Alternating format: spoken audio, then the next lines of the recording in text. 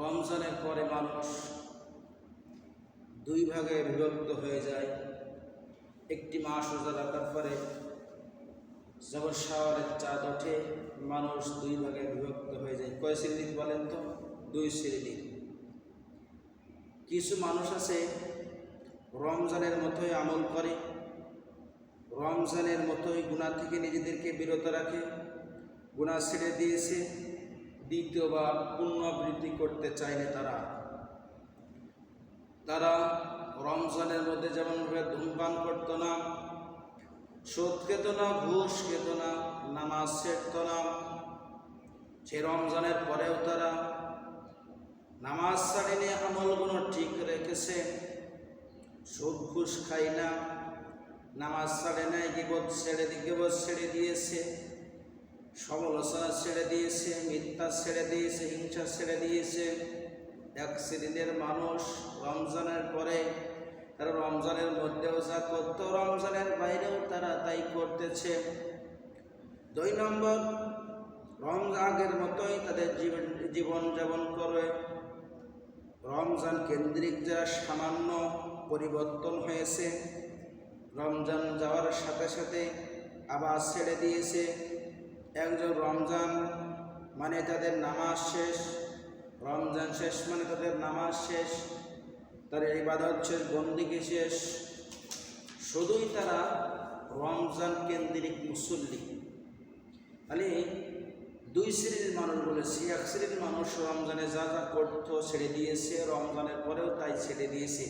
এমন দ্বিতীয় শ্রেণীর মানুষ যারা রমজানে কিছু করেছে, রমজানের পরে রোজাও শেষ, নামাজ শেষ, ইবাদত বন্দেগীও শেষ, তারা আবার ধূমপান করা শুরু করেছে, হারাম খাচ্ছে, মিথ্যা বলছে, সমালোচনা করতে, গীবত করতেছে। এই দুই শ্রেণীর মানুষ। আমরা প্রথম শ্রেণীর মানুষ হব যারা রমজানে ইবাদত বন্দি করেছে, রমজানের বাইরেও করতেছে, সব ছেড়ে দিয়েছে, এবং যারা রমজান কেন্দ্রিক মুসল্লি, এমন মুসল্লি হওয়া যাবে না। এবং একটি বিজ্ঞপ্তি যদি আপনাদের সামনে বলা হয়, হারানো বিজ্ঞপ্তি, এত দ্বারা সকল মুসল্লিদেরকে আকর্ষণ করে বলা হচ্ছে, কিছু মুসল্লি হারাই গিয়েছে, তারা রমজানে দাঁড়িয়ে নামাজ পড়েছে, পাঞ্জাবি গায়ে দিয়ে তারাবি পড়েছে। যদি কোনো সদাইবান ব্যক্তির সামনে পড়ে, তাদেরকে মসজিদে পৌঁছায় দিন, এবং এর পুরস্কার হিসেবে আল্লাহ তাআলা হাশরের ময়দানে তাকে পুরস্কৃত করবেন। ধারাবাহিক আমলের গুরুত্ব, ধারাবাহিক যে আমলগুলো করেছে এর গুরুত্ব। আল আহাব্বুল আমাল ইলাল্লাহি আদওয়ামুহা ওয়া ইন্না কুল্লা। আল্লাহ রাব্বুল আলামিনের কাছে ওই আমলই গ্রহণযোগ্য যে আমলটা ধারাবাহিকভাবে করে, সে যদি অল্পও হয়। তাহলে ধারাবাহিকভাবে যদি কোনো ব্যক্তি আমল করে, একটি সুবহানাল্লাহ বললেও আল্লাহ তাআলা তাই গ্রহণ করেন। এই জন্য ধারাবাহিকভাবে আমল করতে হবে। হাদিসটি হল বুখারীর বর্ণনায় 6464 নম্বর হাদিসে আসছে, এবং মুসলিম শরীফের 2818 নম্বর হাদিসে আসছে। তাহলে ধারাবাহিকভাবে আমল করতে হবে। ওয়ালা তাকুনু কাল্লাতী নাকাদাত গজলাহা মিন বা'দি কুওয়াতিন আনকাসা। আল্লাহ রাব্বুল আলামিন বলেন, তোমরা সেই নারীর মতন হয় না যে নারী সুতা শক্ত করে বাঁধে আবার ছেড়ে দেয়। আল্লাহ তাআলা বলেন, তোমরা যেভাবে ধারাবাহিকভাবে আমল করতেছ, তাহলে তোমরা ওই নির্বোধ নারীর মতন হয় না। ওই ধারাবাহিকতা তোমরা ছেড়ে দিও না, সুন্দরভাবে আমল করো। তাহলে নির্বোধ নারীর মতন হওয়া যাবে না, ধারাবাহিকভাবে আমরা আমল করব। ওয়া'বুদু রাব্বাকা হাত্তা ইয়াতিয়াকাল ইয়াকিন। হে নবী, তোমরা মৃত্যু আসা পর্যন্ত আপনার রবের ইবাদত করো। আল্লাহ তাআলা বলেন নবীদেরকে, হে নবী, মৃত্যু আসার আগ পর্যন্ত তোমরা রবের ইবাদত করো। তাহলে এই মৃত্যুর আগ পর্যন্ত নবীদেরকে আল্লাহ তাআলা বলেছেন ইবাদত বন্দেগী করো। সূরা হিজরের 99 নম্বর আয়াতে আল্লাহ তাআলা বলেছেন ধারাবাহিকতা এখানে ধারাবাহিকতার আমল করার নির্দেশ দিয়েছেন এই আয়াত দ্বারা, ধারাবাহিকভাবে আমল করার নির্দেশ দিয়েছেন এই আয়াত দ্বারা। এই জন্য ধারাবাহিকভাবে আমরা আমলগুলো করব। আমরা রমজানে যেভাবে আমল করেছি রমজানের বাইরে আমল করব। ধারাবাহিকতা আমলের দুটি লাভ, তাহলে ধারাবাহিকতা আমল করলে দুইটি লাভ হয়। এক নম্বর, আমল না করেও সওয়াব পাওয়া যায়। ধারাবাহিকতা আমল করলে দুটি লাভ হলো, এক নম্বর যে আমল না করে সওয়াব পাওয়া যায়, যে রমজানের বাইরে যেভাবে আপনি আমল করেছেন, মনে করি হঠাৎ আপনি অসুস্থ হয়েছেন, যে অসুস্থতার আগে যে আমলগুলো করতেন আল্লাহ তাআলা অসুস্থ হওয়ার পরে যে আমল করতে পারছেন না, যে আমল করতেন ওই আমলের পরিপূর্ণ সওয়াব আল্লাহ তাআলা আমার আপনার আমলনামায় লিখে দেবেন। সুবহানাল্লাহ। এবং যদি আপনি সফরে থাকেন, সফর অবস্থায় যদি আমল করতে না পারেন, ধারাবাহিকভাবে যে আমলগুলো করতেন সফরত অবস্থায় আল্লাহ তাআলা সেই আমলগুলো আমার আপনার আমলনামায় লিখে দেবেন। সুবহানাল্লাহ। তাহলে প্রথম নাম্বার লাভ হলো যে আমল না করেও আমার আপনার আমলনামায় সওয়াব লেখা হবে। বুখারীর বর্ণনা 2996 নম্বর হাদিসে আসছে, সওয়াব কখনো বন্ধ হবে না। দুই নম্বর আমল হলো আমল কবুল হয়েছে কিনা বোঝা যায়। এক আমলের পর পরবর্তী আমলের তৌফিক যদি আল্লাহ তাআলা দেয়, বুঝতে হবে আপনারা যে আমল যে ভালো কাজ করার আগে পরবর্তী আমলগুলো আল্লাহ তাআলা কবুল করে নেয়। হাসান বসরি রাহিমাহুল্লাহ বলেন, ইন্না মিন জাদাল হাসানাতিল হাসানা, নেক আমলের প্রতিদান, তারপর আরেকটি নেক আমলের তৌফিক হওয়াই তার আমল কবুল হওয়া। তাহলে নেক আমলের যে লাভ হলো এই দুইটা। রমজানের পরেও যদি আমাদের আমল রমজানের মতো অব্যাহত থাকে, তাহলে বোঝা যাবে আমাদের রমজানের সমস্ত আমলগুলো রোজাগুলো আল্লাহ তাআলা কবুল হয়েছে। যদি রমজানের ভেতরে যে আমলগুলো আমরা করেছি, যদি ওই আমলগুলো ওই ইবাদতগুলো রমজানের পরেও যদি অব্যাহত থাকে, তাহলে বুঝতে হবে আল্লাহ তাআলা রমজানের সমস্ত যে দোয়া সমস্ত আমলগুলো আল্লাহ তাআলা কবুল করেছেন।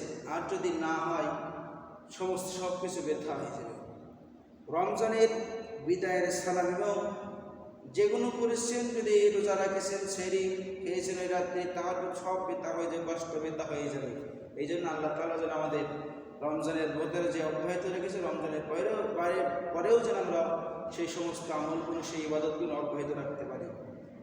রমজানের বিদায়ের যে সালাফিদের যে অনুভূতি, রমজান যে বিদায় নিয়েছি, এই সালাফিদের তাদের যে অনুভূতি কাজ করে, হাসান বসরি রাহিমাহুল্লাহর যে অনুভূতি, যখন রমজানের তারা 6 মাস আগে রমজানের জন্য দোয়া করতে, আল্লাহ আমাকে রমজান পর্যন্ত হায়াত পৌঁছায় দিন, এবং রমজান চলে যাওয়ার 6 মাস আল্লাহর কাছে কান্নাকাটি করেন যে আল্লাহ আমার এই ইবাদতগুলো আল্লাহ তাআলা কবুল করো, এই দোয়া করতেন। আমরা কয়দিন করেছি বলেন কয়দিন করেছি? আমরা একেবারে জন্য অনুভূতি হয় না।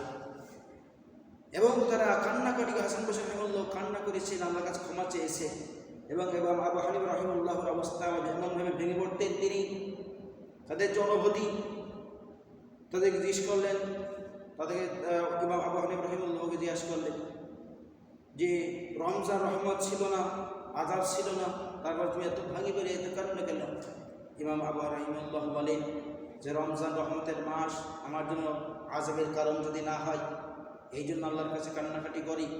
যদি রমজানের রহমতের মাস হয়ে যদি আযাবের কারণ হয়ে যায়, তাহলে আমার আপনার কী হবে? বলে তারা এত বুজুর্গ, এত দিন যে ইমাম আবু হানিফা রাহিমাহুল্লাহর জীবনী পড়েছি, তার যে কত ঘটনা পাওয়া যায়, তিনি যে কাজগুলো করেছেন সেই কাজগুলো হয়ে যায়, আর আমরা কটা আমল করে বলেন। তাদের অনুভূতি আমাদের অনুভূতি এক নয়। আমাদের অনুভূতি আমরা কীভাবে মার্কেট করবো, স্ত্রীদের কোনে ঘুরতে যাব, কোনে ডান গ্যাস দেবো, কোনো বাজনা, এইসব বিভিন্ন কাজ আমরা ব্যস্ত থাকি। রমজান চলে তারা কান্নাকাটি করেছে, যেন আমাদেরকে উচিত রমজান পেয়ে তার অনুভূতিকে বোঝার যে আল্লাহ তাআলা রমজানের শেষ আমাদের বিদায় হতে পারে, আমাদের আযাবের কারণ হইতে পারে। এবং রমজানের পর আমাদের যে করণীয়, রমজানের পরে যে রমজান চলে গেছে শাওয়াল মাসে, এর যে আমাদের করণীয় আছে, ওলামায়ে কেরাম 4টি কারণ এখানে উল্লেখ করেছেন। কয়টা বলেন তো? 4টা কারণ ওলামায়ে কেরাম উল্লেখ করেছেন। 1 নম্বর কারণ হলো রমজান মাসে যে বদ অভ্যাসগুলো আমাদেরকে ছেড়ে দিতে হবে, যে বাকি 11টি মাস আমাদের এভাবে চলতে হবে। রমজানে যেভাবে আমরা বদ অভ্যাসগুলো ছেড়ে দিয়েছি, এই 11টি মাস আমরা ছেড়ে দিতে পারবো তো ইনশাল্লাহ? বলেন পারবো তো ইনশাল্লাহ? সকালে বলেন পারবো তো ইনশাল্লাহ? এবং 2 নম্বর, যেসব খাবারের ক্ষেত্রে আমরা সতর্কতা অবলম্বন করেছি, রমজান মাসে আমরা কত যাচাই বাছাই করে খাদ্য খাবার খেয়েছি, আমরা সেই হারাম থেকে বেঁচে থাকবো, হারাম খাদ্য থেকে বেঁচে থাকবো। আমরা হারাম দিয়ে তো আল্লাহর কাছে গ্রহণযোগ্য হবে না। রমজানে যেভাবে আমরা আমরা সতর্কতা অবলম্বন করেছি, রমজানের পরেও যেন আমরা এই 11টি মাস যেন হারাম থেকে আমরা বেঁচে থাকতে পারি। সকলে বলে আমিন। রমজানে যেভাবে আমাদের আমলগুলো বাড়িয়ে নিয়েছি, আমল বাড়িয়ে নিয়েছি, ইবাদত করে গুরুত্ব দিয়েছি, 11টি মাস আমরা আমল বাড়িয়ে দেবো, ইবাদতের গুরুত্ব বাড়িয়ে দেবো। 3 নম্বর, তাহলে রমজানের 11টি মাস আমরা আমল করবো, বাড়িয়ে দেবো ইবাদত। 4 নম্বর, যেভাবে দান সদকা করেছি, বাকি দান সদকা করেছি, মানুষকে সহযোগিতা করেছি, হিংসা করেন নাই, তাদের ক্ষতি করেন নাই, তাদেরকে উপকার করেছেন, দান সদকা করেছেন। এই 11টি মাস আমরা সেইভাবে দান সদকা করবো এবং মানুষের সহযোগিতা করবো। 4টি কথা উল্লেখ করেছেন উলামায়ে কেরাম। এই 4টা আমরা যেভাবে রমজানে করেছি, এই 11টি মাস আমরা সেই কাজগুলো করবো ইনশাআল্লাহ। এবং ধূমপান সম্পর্কে কোরআন হাদিসে সরাসরি উল্লেখ না থাকলেও এর ক্ষতিকর দিকগুলো এ ব্যাপারে কোরআন হাদিসে আছে। তাহলে এরা কোরআন হাদিসের ক্ষতিকর দিকগুলো আছে, আমরা সে বিষয়ে আলোচনা হবে ইনশাআল্লাহ। সূরা আরাফের 157 নম্বর আয়াতে আল্লাহ তাআলা বলেন, وَيُحِلُّ لَهُمُ الطَّيِّبَاتِ وَيُحَرِّمُ عَلَيْهِمُ الْخَبَائِثَ। আল্লাহ তাআলা বলেন, আল্লাহ তাদের জন্য পবিত্র বস্তু হালাল করেছেন, অপবিত্র ক্ষতিকর বস্তুগুলো হারাম করেছেন। তাহলে আল্লাহ তাআলা হালাল বস্তুকে হালাল করেছেন, অপবিত্র বস্তুকে হারাম করেছেন। ধূমপান ক্ষতিকর না বলেন? যারা রমজানে বিড়ি খাননি, ছেড়ে দিয়েছেন, তাহলে রমজানের পরেও আমরা এই ধূমপান ছেড়ে দেব। যারা ধূমপান করে দেখেন, তারা ওয়ালা তুলকু বিআইদিকুম ইলা তাহলুকা, যে তোমরা নিজেদেরকে ধ্বংসের দিকে ঠেলে দিও না। আল্লাহ বলেন সূরা বাকারার 195 নম্বর আয়াতে আল্লাহ তাআলা বলেন, তোমরা নিজেদেরকে ধ্বংসের দিকে ঠেলে দিও না। ধূমপান করলে এদের যে গায়ে লেখা থাকে, ফুসফুসের ক্যান্সারের কারণ হয়, হৃদয় রোগ হয়, মানুষের কাশির সমস্যা হয়, স্ট্রোক করে, ক্ষতিকর দিক যেগুলো আছে। ধূমপান মানুষের জীবন ধ্বংস করে দিয়ে এবং ক্ষতির দিকে ঠেলে যায়। তাহলে ধূমপান করা যাবে না।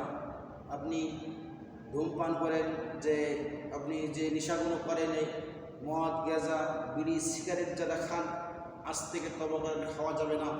আলেমগণ কেন হারাম ঘোষণা দিয়েছে, নাজায়েজ বলেছে। আমরা অনেকে তখন নিজেকে মুক্তি দাবি করে যে ঘোষণা দিই যে আমরা এটা খাওয়া মাকরুহ, না, এটা হারাম ঘোষণা করেছে। ধূমপান করলে হৃদয় রোগ, শ্বাসকষ্ট ইত্যাদি হয়। জাহান্নামীদের খাদ্যের সাথে এটা মিল আছে, এরা জাহান্নামীদের খাদ্যের সাথে মিল আছে। ওলা ইসমিতু আলা ইগুনি মিন জু, জাহান্নামীদের খাবার না তাদের পুষ্টি যোগায়, না তাদের ক্ষুধা নিবারণ করে। জাহান্নামের খাদ্য, এটা জাহান্নামের সাথে মিল আছে। এটা না তাদের খাবার, না তাদের পুষ্টি যোগায়, না তাদের ক্ষুধা নিবারণ করে। ধ্বংস তাদের মুখে, দুর্গন্ধ, গায়ে দুর্গন্ধ, শ্বাস নিঃশ্বাসের দুর্গন্ধ। নামাজে দাঁড়ালে তাদের মুসল্লিদের যে গন্ধই তারা টিকতে পারে না। 2 কাঁধের ফেরেশতারা তাদের উপরে লানত দান করে। তাহলে দেখেন, যদি আপনি ধূমপান করেন, আপনার সমস্ত সবকে ক্ষতি হয়। যে আপনার মুখের গন্ধ, গায়ের গন্ধ, শ্বাস নিঃশ্বাসের দুর্গন্ধ, নামাজে দাঁড়ালে মুসল্লিরা কষ্ট পায়। এবং 2 কাঁধের যে ফেরেশতা, সম্মানীয় ফেরেশতা, এটা আপনার আছে কিনা লানত দেয়। তাহলে ধূমপান করা যাবে? বলেন আস্তে। ধূমপান করা যাবে না। ধূমপান সম্পর্কে আমরা জানলাম। এবং তাহাজ্জুদ নামাজের যে ফজিলাত, রমজানে যেভাবে আমরা তাহাজ্জুদ পড়েছি, যে অ্যালার্মটা দিয়েছিল, অ্যালার্মটা কেটে ওই সময় ওঠার চেষ্টা করেন এবং তাহাজ্জুদ পড়েন। এবং মুসলিম শরীফের 1163 নম্বর হাদিসে আসছে, বিষ্ণু বলেন, ফরজ সালাতের পরে যদি কোনো উত্তম সালাত থাকে, সে হলো তাহাজ্জুদের সালাত, তাহাজ্জুদের নামাজ। তাই ফরজ সালাতের পরে উত্তম নামাজ হলো তাহাজ্জুদের সালাত। আল্লাহ রাব্বুল আলামিন 3 ব্যক্তিকে দেখে হাসেন। বলেন তো কয় ব্যক্তিকে দেখে হাসেন? আল্লাহ রাব্বুল আলামিন 3 ব্যক্তিকে দেখে হাসেন।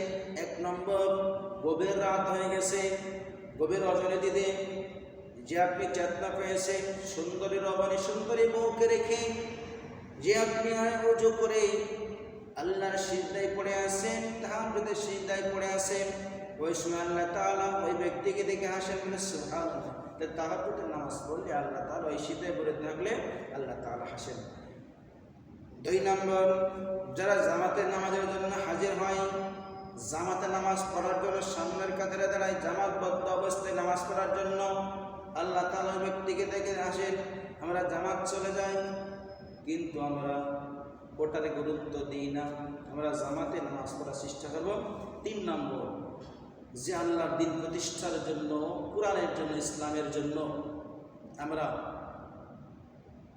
যে জিহাদের ময়দানে যারা হাজির হয়, জিহাদের ময়দানে যারা হাজির হয় আল্লাহ তাআলা তাদেরকে দিকে হাসেন। এই 3 শ্রেণীর ব্যক্তিকে দিকে আল্লাহ তাআলা হাসেন। আর দান করলে কি হয়? দান করলে আল্লাহর রাগটাকে ঠান্ডা হয়।